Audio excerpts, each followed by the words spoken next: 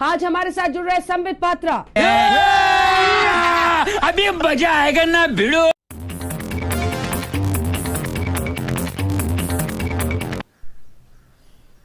तीस मई 2021 को मोदी सरकार के 7 साल पूरे हुए।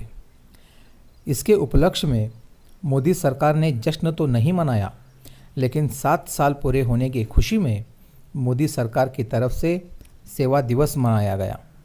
यह तो जाहिर है कि मोदी सरकार के लिए यह बहुत ही खुशी का मौका है, लेकिन सभी विपक्ष इन 7 सालों को बहुत ही दुर्भाग्यपूर्ण बताने में लगी हुई है।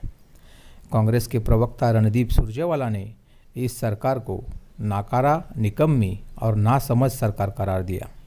इन्हीं बयानों को लेकर आज बीजेपी प्रवक्ता संबित पात्रा और कांग्रेस की प्रवक्ता सुप्रिया श्रीनेत, इनके बीच फिर एक बार जोरदार बहस देखने मिली, जिसमें सुप्रिया श्रीनेत ने शब्दों की मर्यादा पार कर दी और इसी की वजह से बहस बीच में रोकनी पड़ी।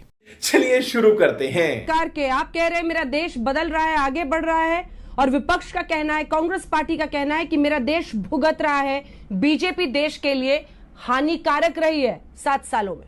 आप मुझे बताइए 2014 से आज तक कभी भी कांग्रेस ने यह कहा हो कि मोदी जी ने और मोदी जी की सरकार ने अच्छा काम किया है, जो पहली बार उन्होंने आलोचना की। आज रणदीप जी की मैं 3 शब्दों को सुन रहा था। उन्होंने कहा नाकाम, नासमझ, नाकारा। मैं आज आपके व्यूअर्स से पूछता हूं, जब मैं ये 3 शब्द इस्तेमाल करता हूं, नाकाम, नासमझ और नाकारा, जो पहली छवि आपके मन में आती है वो किसकी छवि आती है? मैं नाम नहीं लूंगा, बस आप छवि चिंतन करिए। हम विकास के साथ और सबके साथ, सबके विश्वास के साथ आगे बढ़ेंगे। उनके पास तो नाकाम, नासमझ और नाकारा है ही, बाकी मैं नाम नहीं लूंगा। ठीक है, ठीक है, जल्दी से सुप्रिया श्रीनेत आपके पास आते हुए कैसे भुगत रहा है देश? कांग्रेस पार्टी को लग रहा है नाकाम, नकारा सरकार है, कैसे भुगत रहा है देश?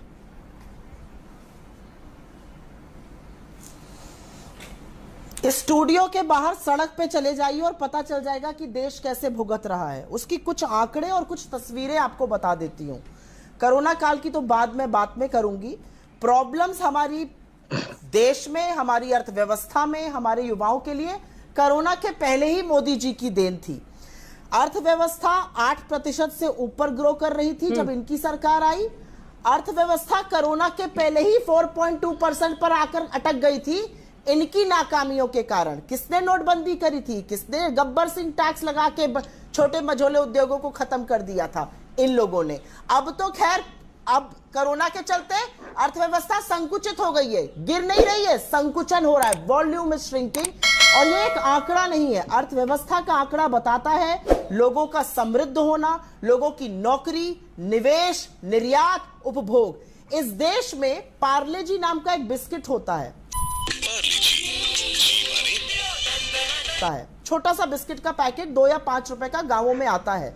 वो मानक होता है। सैशे इस देश में लॉन्च हुए क्योंकि गांवों में FMCG, fast moving consumer goods की खपत बढ़ रही थी, उपभोग बढ़ रहा था।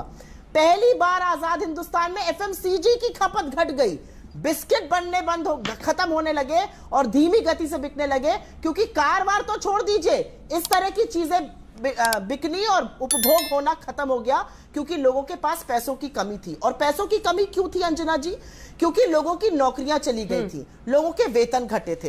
कोरोना काल के पहले, क्योंकि ठीकरा कोरोना पर फोड़ा जाएगा, उसके बाद उसके ऊपर मैं आऊंगी। कोरोना काल के पहले ही 2019 में हमारे युवाओं में बेरोजगारी की दर 23% थी। दुनिया में सिर्फ 3 और राष्ट्र हैं जिनकी हमसे ज्यादा है, बाकी सबकी युवाओं की बेरोजगारी हमसे कम है। गरीबी की लोग बात करते हैं, ये तो गरीबों की सरकार बोलते थे। इनके कार्यकाल में गरीबी और अमीरी का फासला और बढ़ा है। कोरोना काल के दौरान ही इस देश में 177 अरबपति बन गए हैं, लेकिन गरीबों का क्या हुआ है?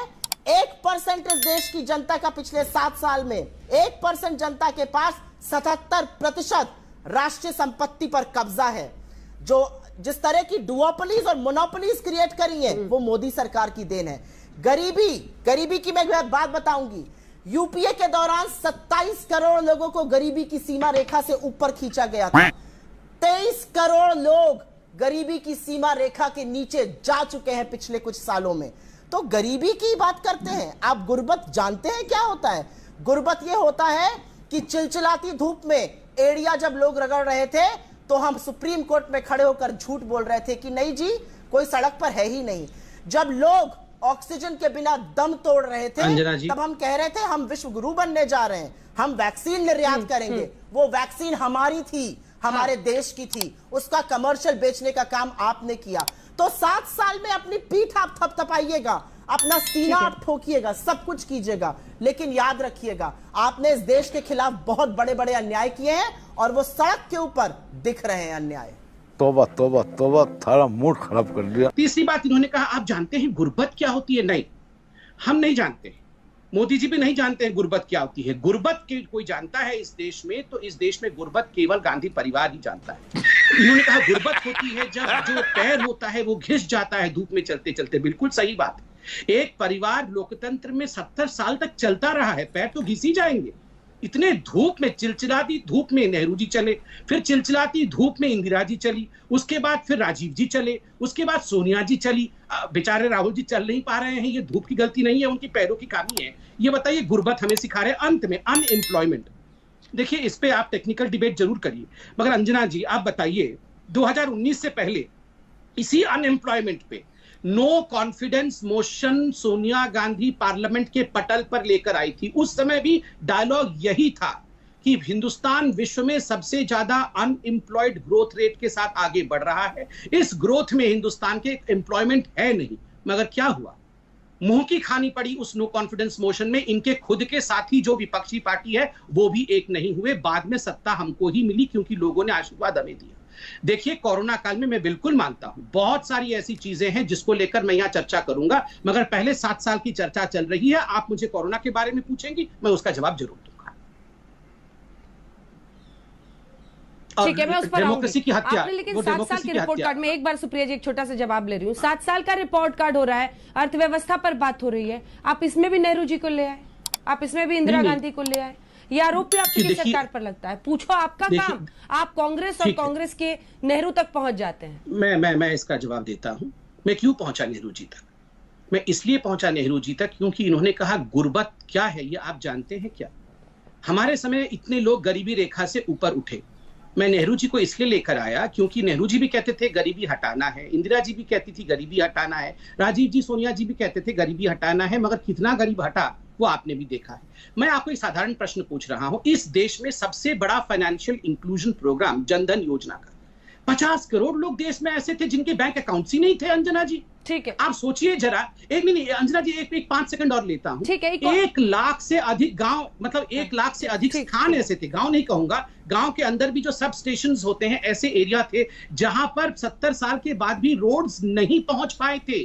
प्रधानमंत्री ग्राम सड़क योजना के माध्यम से आप जानती हैं अंजना जी 50,000 किलोमीटर्स ये सैंक्शन था, और मैं गर्व के साथ कह सकता हूं 44,000 किलोमीटर प्रधानमंत्री नरेंद्र मोदी जी ने अपने कार्यकाल में पूरा कर लिया है। ये छोटी बात नहीं है। बिजली पहुंचाना, आप सोचिए, आपने सुंदरवन का स्टोरी आज तक जब जर्नलिस्ट थी तो इकोनॉमी कवर करती थी। बिजली पहुंचाना, ठीक है,